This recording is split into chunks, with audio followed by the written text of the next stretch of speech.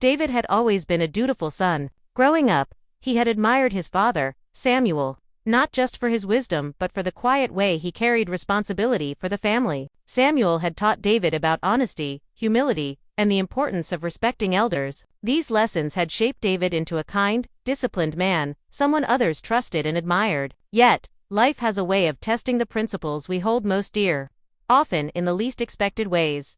David met Miriam during a spring festival in their small village. She was lively, intelligent, and her laughter carried a lightness that David hadn't known existed. From the moment they met, David felt a pull towards her, a connection that seemed both exhilarating and calming. Over time, their courtship blossomed into a love so consuming that David began to imagine a future with her, a home filled with warmth and shared dreams.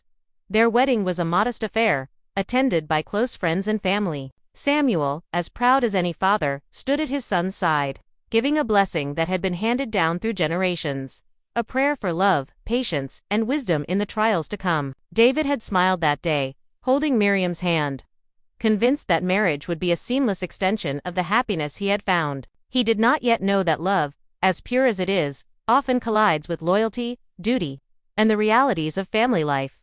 The first months of marriage were filled with joy. David and Miriam learned the small routines of daily life, cooking together, tending to their modest garden, and sharing quiet evenings under the stars. Yet, as the novelty of newlywed life settled, small tensions began to surface. Miriam, who had grown up in a home where her parents made decisions without consulting elders, sometimes found Samuel's constant advice overbearing. "Your father can't tell us how to run our household," she said one evening, frustration in her eyes. "We're married, David. This is our life."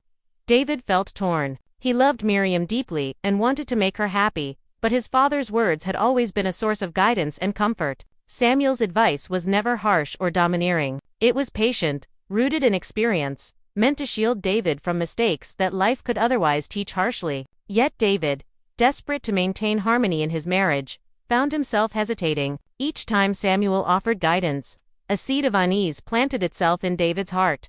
One evening, as the sun dipped below the horizon and the sky blushed with orange and pink, Miriam spoke plainly. "David, I need you to choose. Your father's presence in our home is creating tension. I can't respect a man who always feels entitled to interfere. If you want peace with me, you need to ask him to step back, maybe even leave."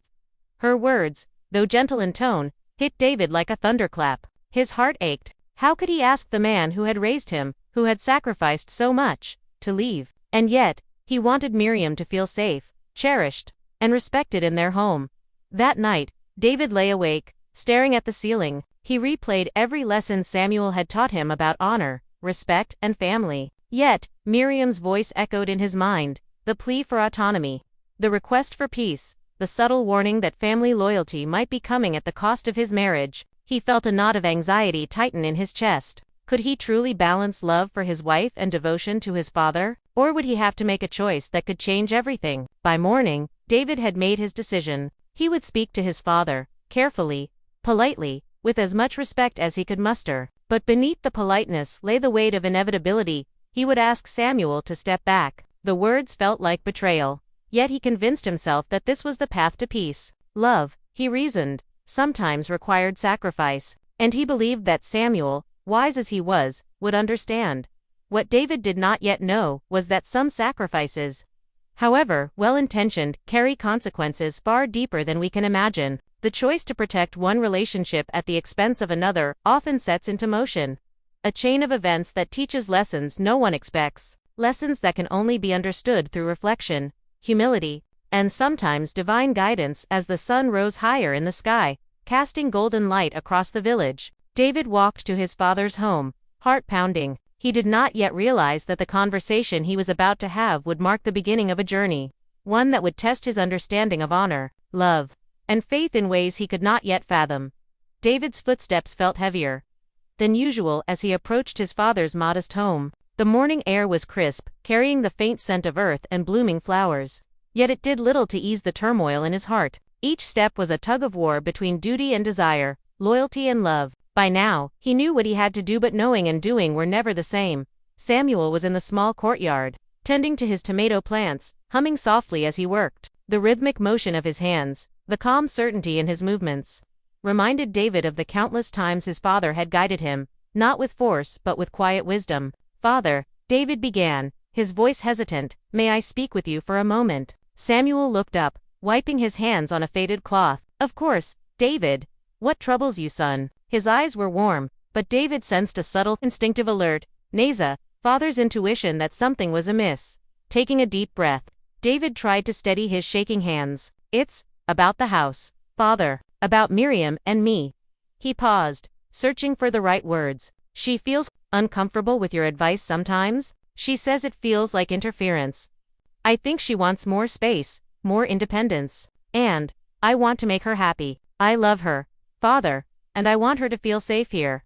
Samuel's expression softened, though a shadow of worry flickered in his eyes. "David," he said gently, "I have never intended to interfere. Everything I do out of love for you. My advice is meant to guide, not to control." David swallowed hard, the knot in his chest tightening. "I know, father, I know, and I respect you, more than I can say, but I think it would be better if you stayed away from the house for a while, maybe even moved out. Miriam, she feels strongly about this."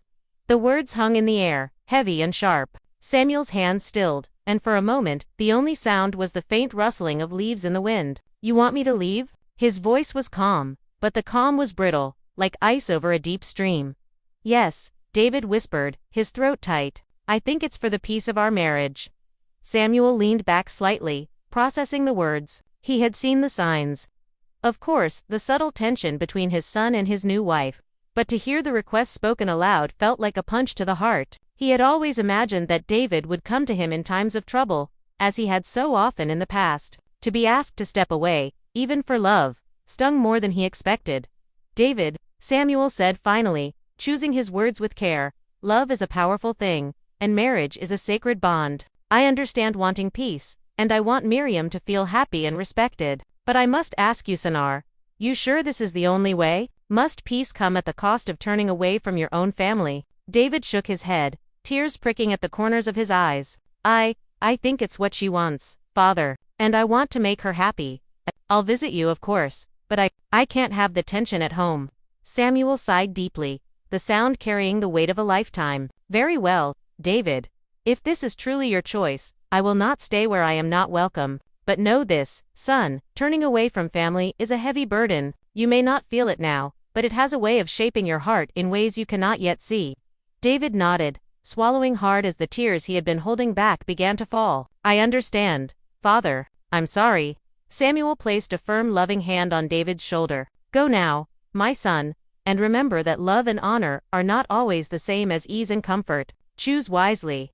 That day, Samuel gathered a few belongings and moved to a small cottage on the outskirts of the village, a short distance from David and Miriam's home. David returned to his wife, carrying the heavy weight of relief mixed with guilt. Miriam smiled, a smile of satisfaction and comfort. And David thought he had made the right choice at least for now. But peace came with an unexpected emptiness. The house felt quieter without his father's voice, the advice and wisdom that had once seemed intrusive now sorely missed. David found himself glancing at the empty chair by the hearth, at the silent garden where Samuel had once walked. The absence gnawed at him in subtle ways at breakfast, during conversations, even in the quiet of the night. Miriam noticed his distraction but attributed it to the stress of daily life, never realizing the depth of the conflict in David's heart. And David, ashamed to admit that he felt torn, said nothing. Each day, the rift between father and son widened, not with anger or resentment, but with quiet regret and unspoken longing. It was a lesson in the cost of compromise, the kind that begins subtly, unnoticed, but leaves its mark deep in the soul. David had hoped to create harmony, yet he had also sown a seed of sorrow, one that would grow and demand reckoning in ways he could not yet imagine. That evening, as he lay in bed beside Miriam, David stared at the ceiling, haunted by his father's calm but sorrowful words. "Choose wisely." The first weeks after Samuel moved out were quiet, almost unnervingly so. At first, David thought he had made the right decision. Miriam smiled more often, her complaints diminished, and their home seemed to have a newfound serenity. But as the days stretched into weeks, David began to notice the subtle emptiness left behind, an absence that no smile or conversation could fill. It started with small things. The mornings were quieter without Samuel's gentle humming in the kitchen as he prepared breakfast. The scent of herbs and bread that once filled the house felt missing, replaced by a sterile calm. Even the garden, which had once been Samuel's pride, seemed lonelier without his careful attention to the soil and plants. David realized, with a pang, that life without his father was like a body without its heart, functional, perhaps, but lacking vitality. He tried to push these feelings aside, reminding himself that he had done this for love. Miriam's happiness mattered most. And he told himself repeatedly that the tension between his father and wife had necessitated this choice. Yet, every time he passed the empty chair by the hearth, his chest tightened. The silence was not just quiet, it was accusatory. One evening, David found himself walking along the path to his father's cottage, a place he had deliberately avoided for weeks. He wanted, perhaps subconsciously, to hear Samuel's voice, to find some of the comfort and guidance that had once anchored his life. As he approached, he saw his father tending a small patch of vegetables, hands moving deftly, humming softly. Samuel looked up and smiled, though it did not reach his eyes. "David," Samuel said warmly, though a hint of sadness lingered in his tone. "I was wondering when you might come." David swallowed hard. I've been busy," he said, though the truth was that guilt and hesitation had kept him away.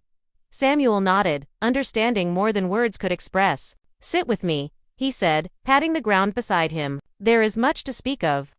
As they talked, David felt a mix of relief and shame. He realized how much he had taken his father's presence for granted, how much wisdom he had ignored, and how quickly he had chosen comfort over honor. Samuel spoke kindly, offering no rebuke, only reflection. "David, love is precious," Samuel said, "but so is honor. You have separated yourself from your family in the hope of preserving peace. Yet peace achieved at the cost of one's heart is never true peace."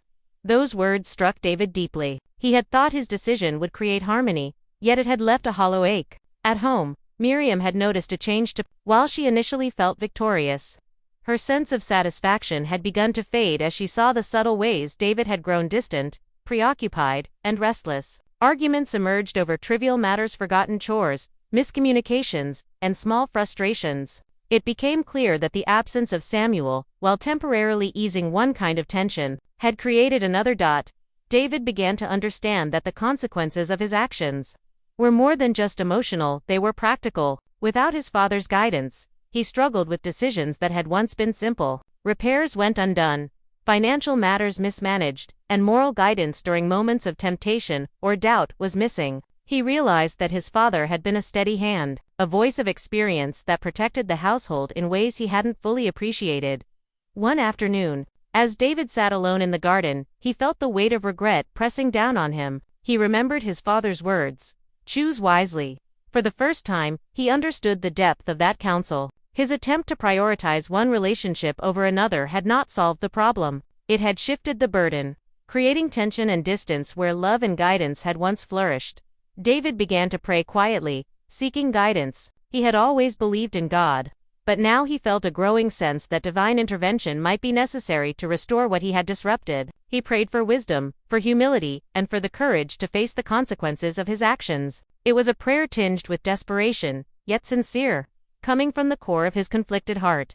As night fell, David lay in bed beside Miriam, her breathing soft and steady. He looked at her and saw not just the woman he loved, but the subtle ripple effects of his choices reflected in her fatigue and occasional frustration. He realized that in trying to create peace, he had unintentionally created a silent tension that affected both their hearts.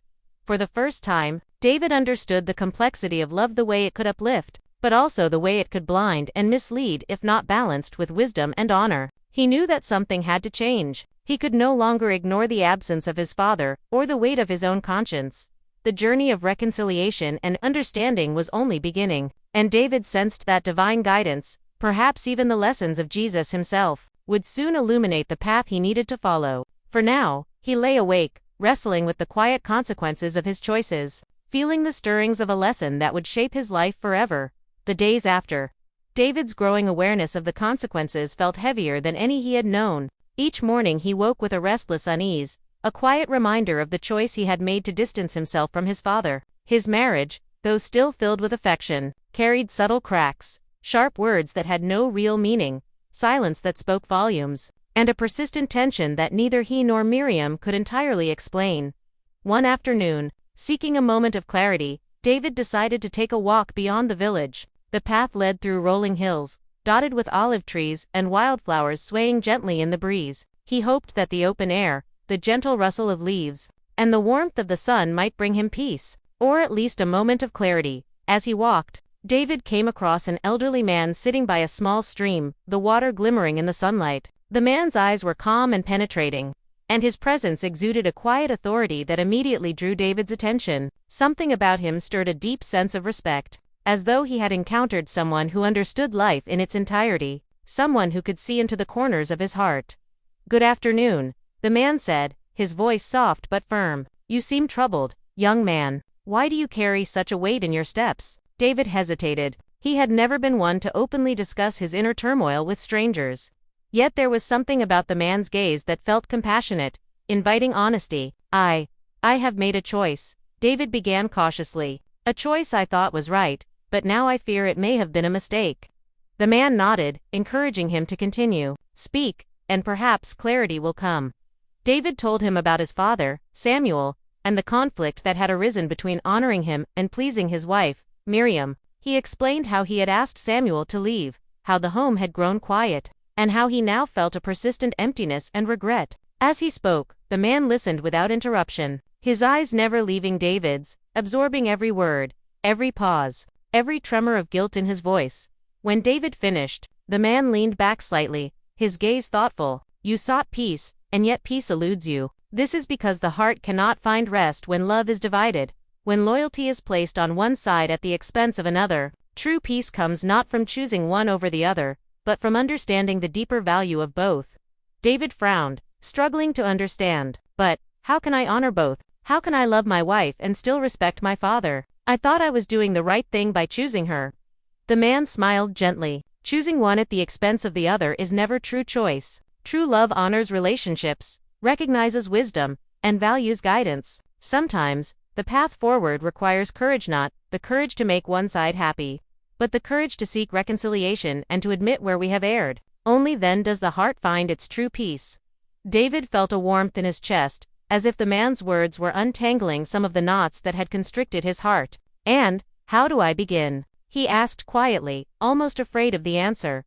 "Seek forgiveness and offer it freely," the man said. "Approach your father with humility, speak with honesty and love, and speak with your wife as well, so that she understands the wisdom and guidance your father provides. When hearts are open, love will find its balance, and harmony will return."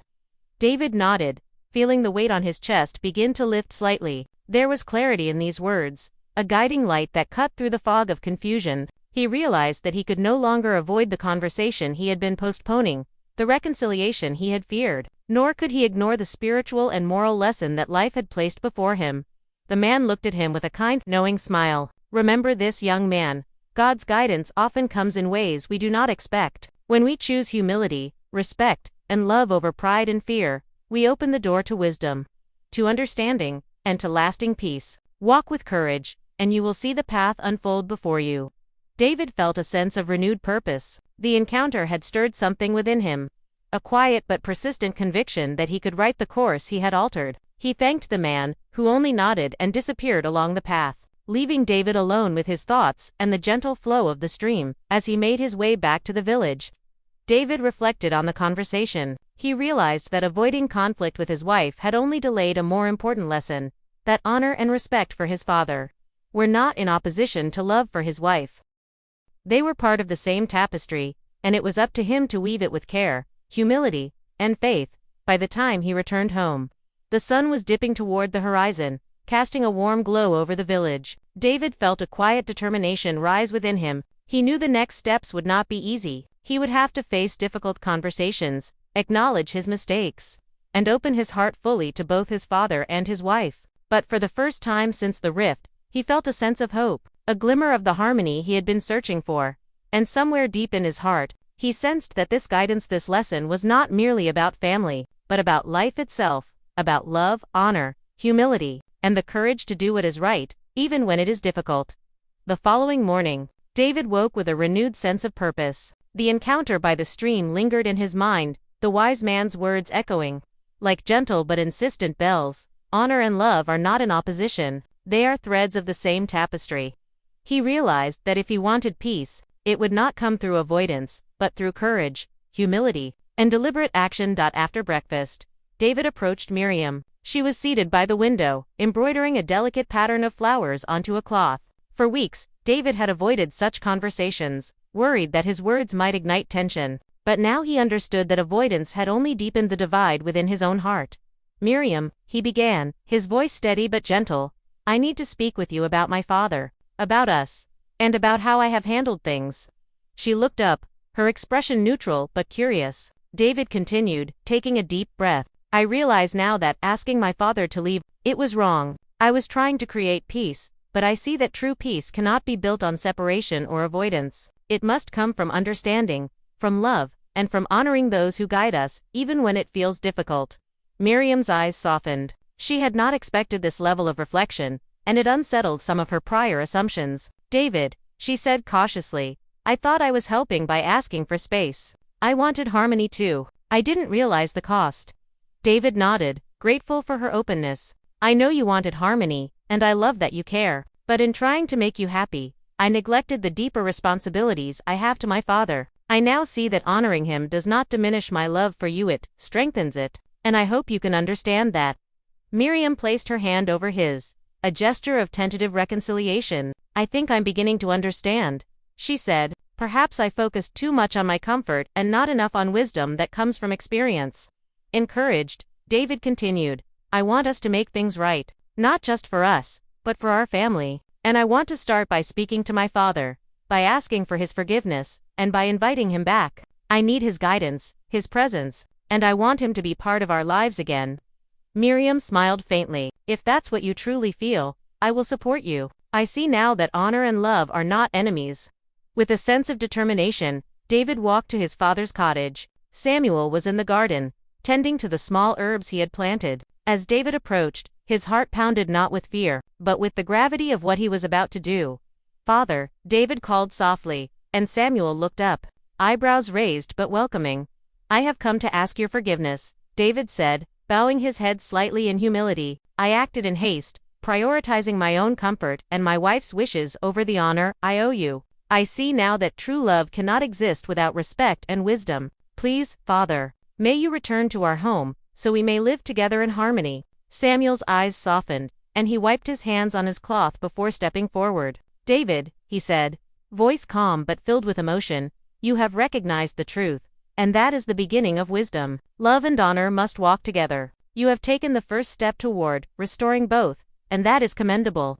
He embraced his son, a gesture that carried years of unspoken love and understanding. "I will return, not to control, but to guide and support, and together, we shall find the balance between respect, love, and family unity."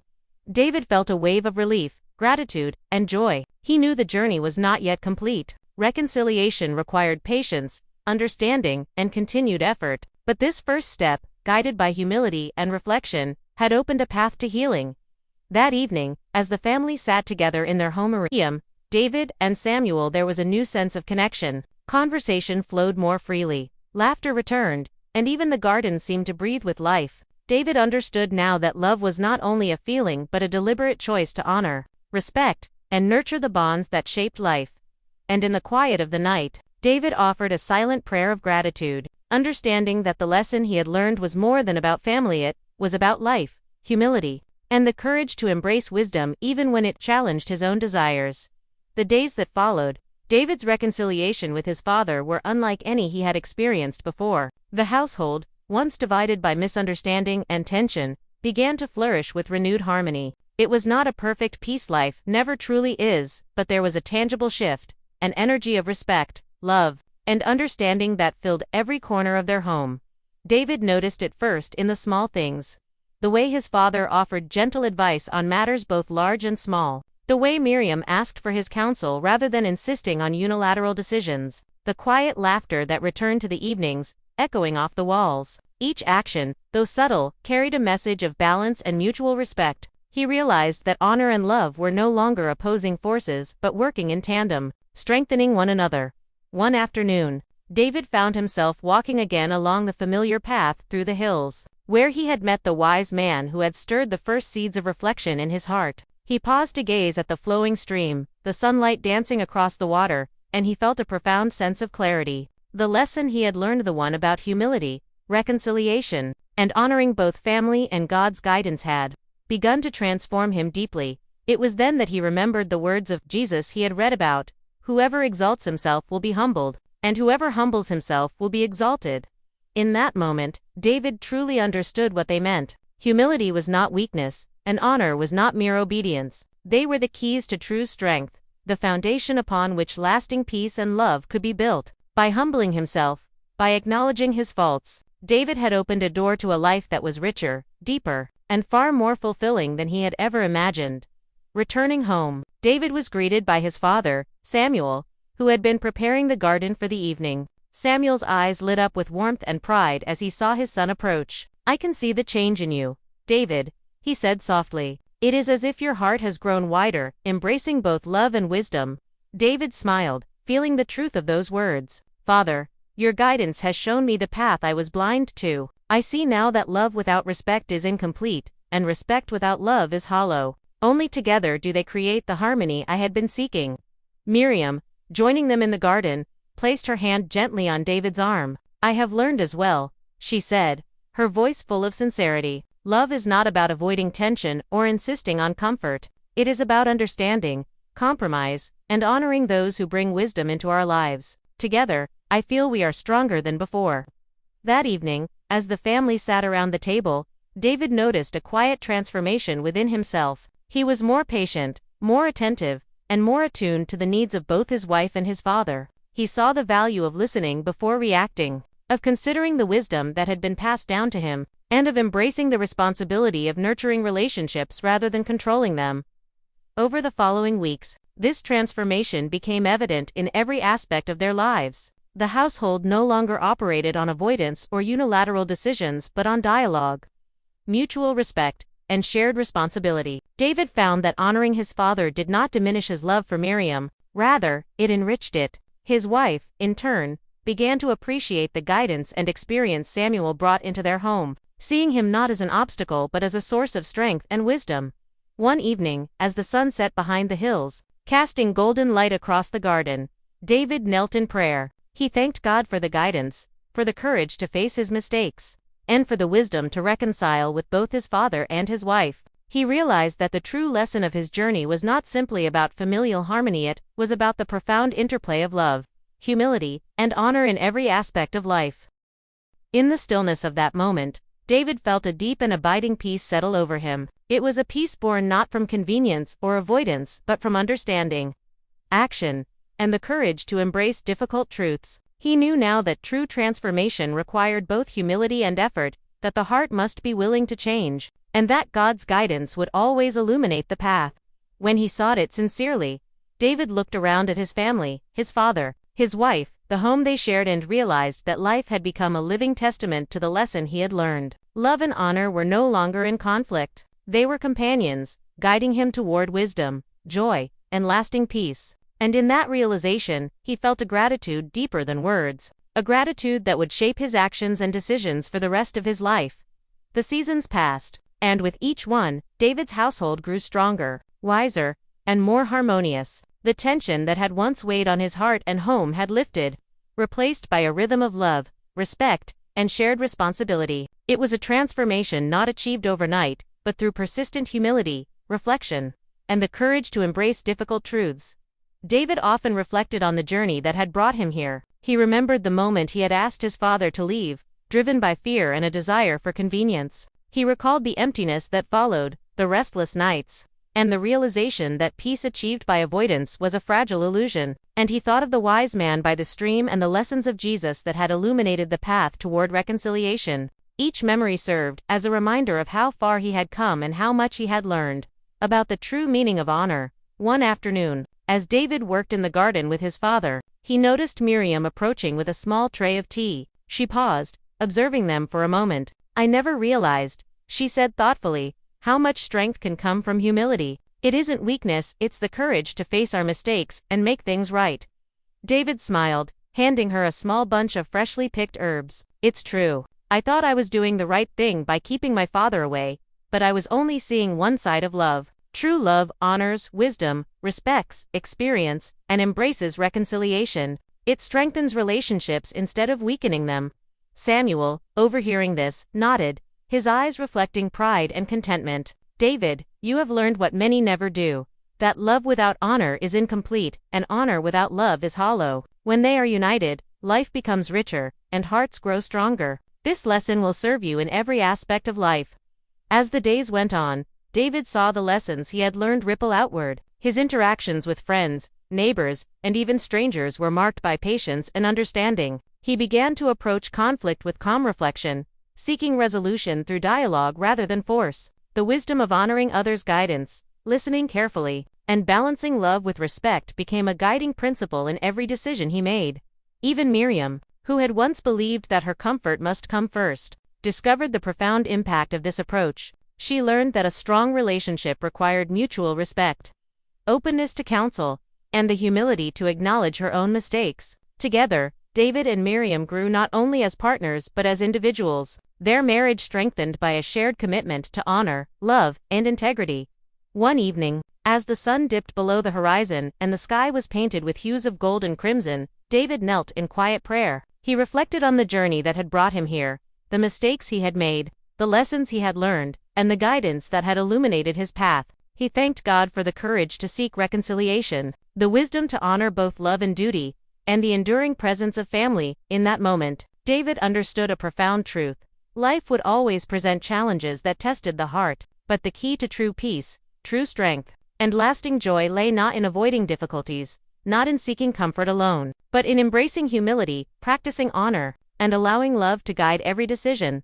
He looked across the garden at his father and wife, feeling a deep gratitude that went beyond words. The house, once marked by tension and division, was now a place of learning, laughter, and growth. And David realized that the lessons he had learned would not fade. They were woven into the very fabric of his life, shaping not only his present but every future choice he would make.